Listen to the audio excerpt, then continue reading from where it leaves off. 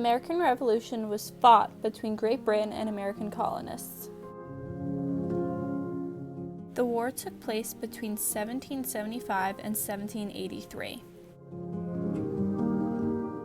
There were numerous rebellion groups that contributed to fighting the war. A group that had a major impact were the Sons and Daughters of Liberty.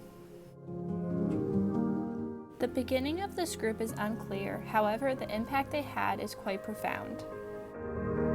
The actions of the Sons and Daughters of Liberty helped lead the Patriots to victory in the American Revolution.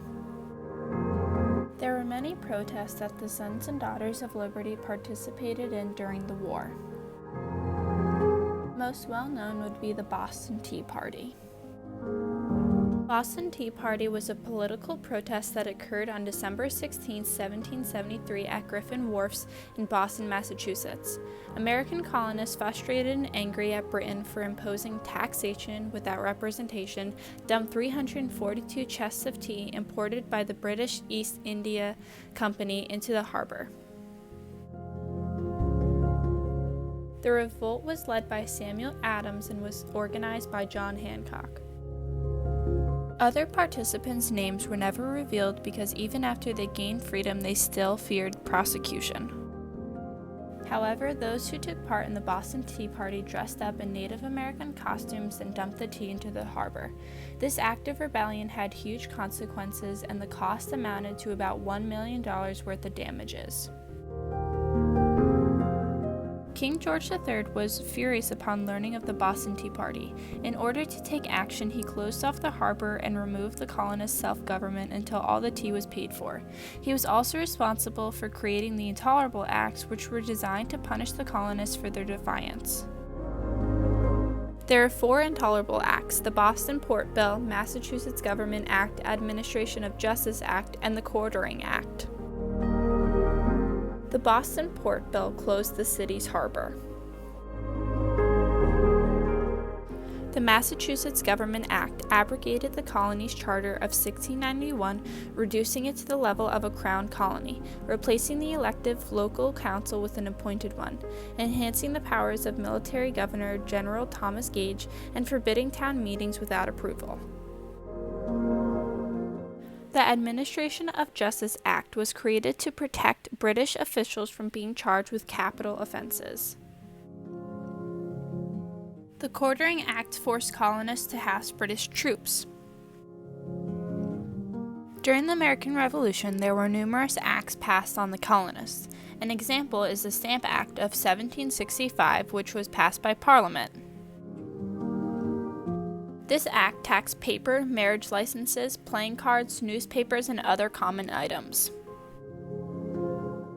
The act angered many colonists, particularly the lawyers, merchants, and printers, who were mostly directly affected.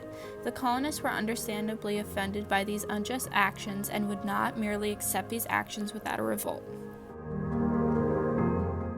They used persuasion, pressure, and violence to end the use of stamps. They forced loyalist merchants out of business, attacked stamp distributors and royal officials, and even tarred and feathered their opponents under liberty trees, so named as symbols of resistance.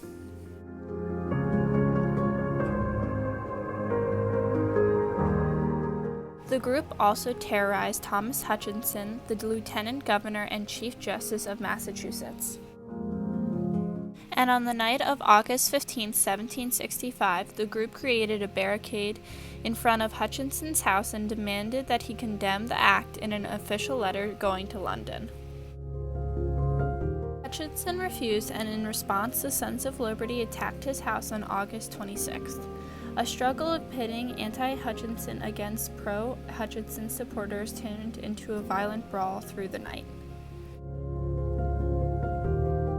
There was a parallel group called the Daughters of Liberty, which was created in 1765 following the passing of the Stamp Act. The Daughters of Liberty had quite a number of revolutionary members for that time period. For instance, a member named Deborah Sampson dressed up as a man and joined the Continental Army. Daughters of Liberty created a group called the Spinning Bees to manufacture their own textiles. The boycott worked so the value of imported goods from Great Britain fell by half in 1769 over the previous year, from $420,000 to 8,000 pounds. During the Battle of Bunker Hill, the Daughters of Liberty became nurses for injured and wounded soldiers. During the siege of Boston, Major John Brooks had important dispatches to send from Medford to Washington. Sarah Fulton volunteered, thinking the British wouldn't suspect a woman spying. She walked across enemy lines at night, rode to Charleston, and delivered the message. The siege of Boston resulted in an American victory, and later Washington came and thanked Fulton for her help. In conclusion, the actions of many like-minded citizens served to accomplish common goals. Among those goals were the freedom to live as independent citizens of a new nation, the right to self-government, lack of reliance on Great Britain for imported supplies. The actions of all these determined citizens served to create the new great nation that we know today.